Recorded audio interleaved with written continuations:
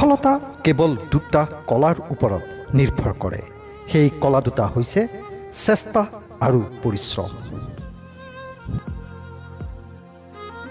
পৃথিৱীখন সলনি কৰিবলৈ হ'লে নিজেই ভাল কৰ্ম কৰি উদাহৰণ দিয়ক। উপদেশৰ প্ৰয়োজন নাই। জীৱনত সুখী হ'বলৈ হ'লে যিবোৰক ভাল পায় সেইবোৰক পাবলৈ চেষ্টা কৰক, নতুবা জীৱনত যি আছে তাক ভাল পাবলৈ শিকক। সময়বোৰ আপোনাৰ নিজৰ।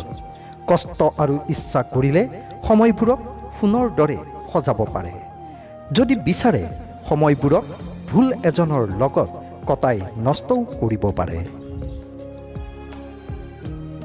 জীৱন আৰু জীৱনৰ আপোন মানুহবোৰক গুৰুত্ব দিবলৈ শিকি লওক, কিয়নো এবাৰ হেৰাই যোৱাৰ পাছত জীৱনটো উভতি নাহে আৰু আপোন মানুহবোৰো নাহে।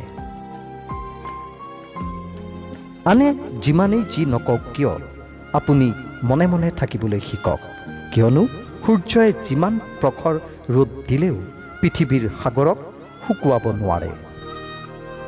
কিছুমান মানুহে আমাক তেতিয়ালৈকেহে ভাল পাই থাকে যেতিয়ালৈকে তেওঁলোকে আমাক ব্যৱহাৰ কৰি থাকিব পাৰে।